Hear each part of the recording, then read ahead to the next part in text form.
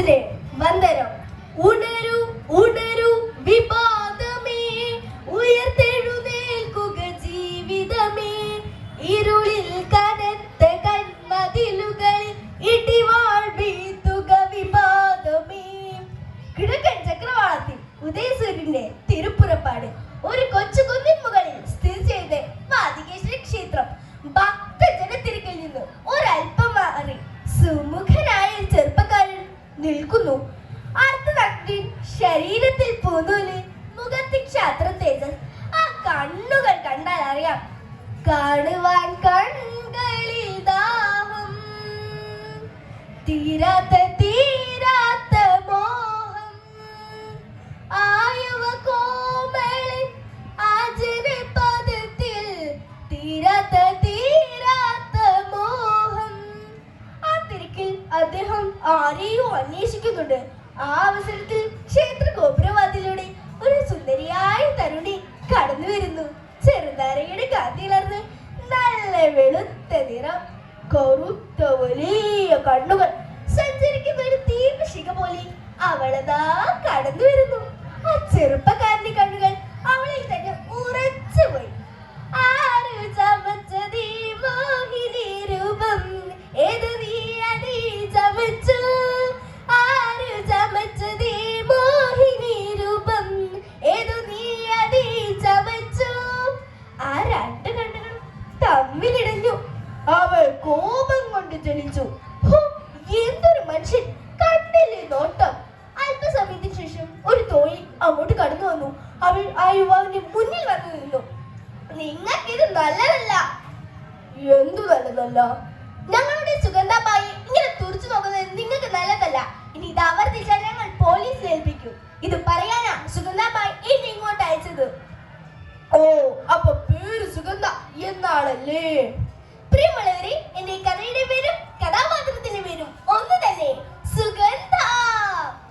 പിറ്റേ ദിവസം സുഗന്ധ ക്ഷേത്ര ദർശനം കഴിഞ്ഞ് ഗോപുരവാതിലെത്തി.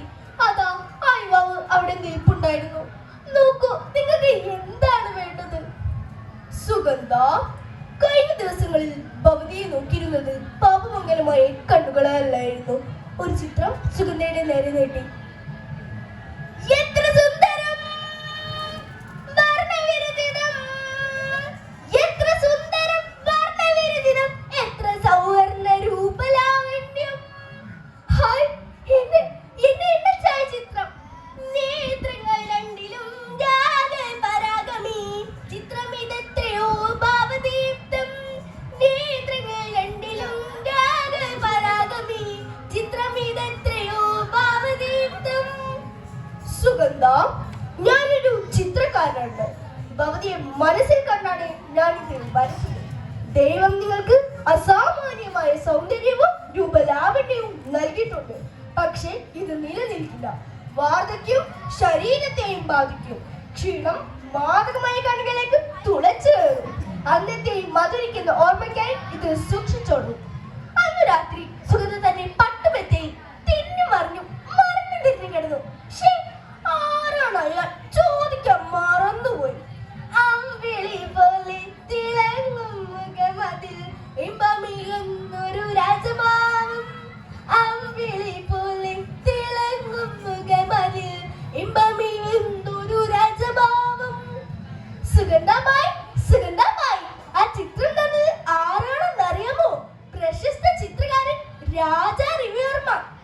പിറ്റേ ദിവസം സുഗന്ധ ബാട്യ ബംഗ്ലാവിലെത്തി. ഇതാ, ഇത് സ്വീകരിക്കൂ. പ്രതിഫലമില്ലാതെ ഞാനൊന്നും വാങ്ങാറില്ല. ഈ ചിത്രത്തിൽ എനിക്ക് പ്രതിഫലം തരേണ്ടതില്ല സുഗന്ധ. എന്റെ മനസ്സിൽ ഒട്ടേറെ കഥാപാത്രങ്ങളുണ്ട്. അവയെ ക്യാൻവാസിലേക്ക് പകർത്താൻ സുഗന്ധ മാതൃകയാണോ? അയ്യോ രാജ് സാഹിബ്, അങ്ങ് എന്താണ് പറയുന്നത്? മാതൃകയാവാനോ? ഞാനോ? എന്നെ കുറിച്ച് അങ്ങ് എന്തറിയാം? ഞാനൊരു വിധവയാണ്. ചെറുപ്പത്തിൽ തന്നെ എനിക്കൊരു മാതാപിതാക്കളെ നഷ്ടപ്പെട്ടു. എന്റെ ചെറ്റമ്മ ഭാഗമായി എന്നെ ഒരു വൃദ്ധനെ കൊണ്ട് വിവാഹം കഴിപ്പിച്ചു.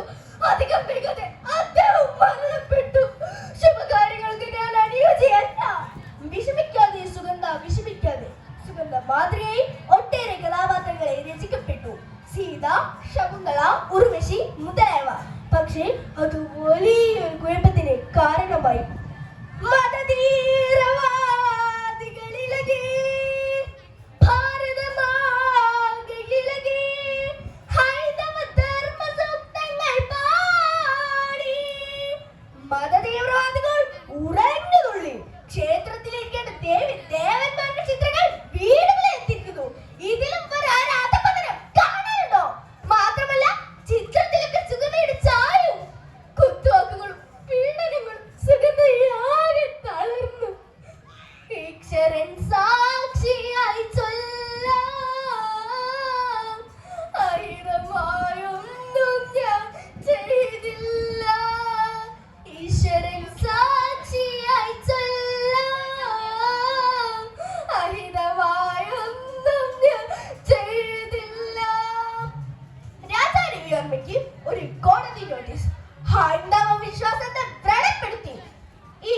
ഞാൻ തന്നെ വാദിക്കും.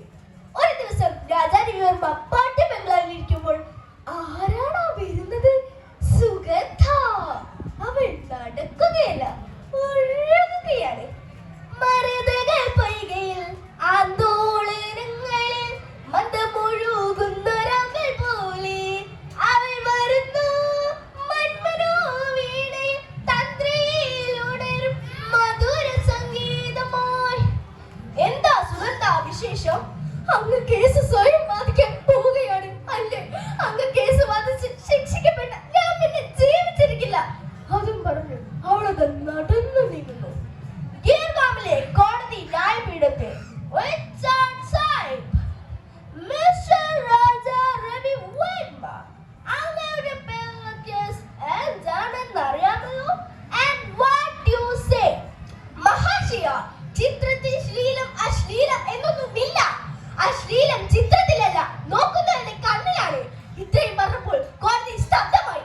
ആ സമയം സുഗന്ധ തന്റെ വീട്ടിൽ ഒരു മെഴുകുതിരി പോലെ ഉരുകുകയാണ്. അവിടെ ചുറ്റുമ്പ പക്കാപ്പാൻ എടിയടി നാശം പിടിച്ചവളെ, നീ അതിനെ ഭർത്താവിനെ കൊന്നു, ഇപ്പൊ ഇതാ രാജാവിനെയും. ഇറങ്ങി പോരെ എന്റെ കൺമുമ്പിൽ നിന്ന്, എനിക്ക് നിന്നെ കാണണ്ട. സുഗന്ധ തന്റെ മുറിയിൽ കയറി വാതിലടിച്ചു. അവളുടെ കണ്ണിൽ നിന്ന് കണ്ണുനീർ ഒഴുകി വീണു. എന്തിനെനിക്കു തന്നു ദൈവം സുന്ദരമാമീ രൂപം? എന്തിനെനിക്കു തന്നു ദൈവം സുന്ദരമാമീ രൂപം? കോടതി മുറിയിൽ നിന്നും ആ വിധി വന്നു.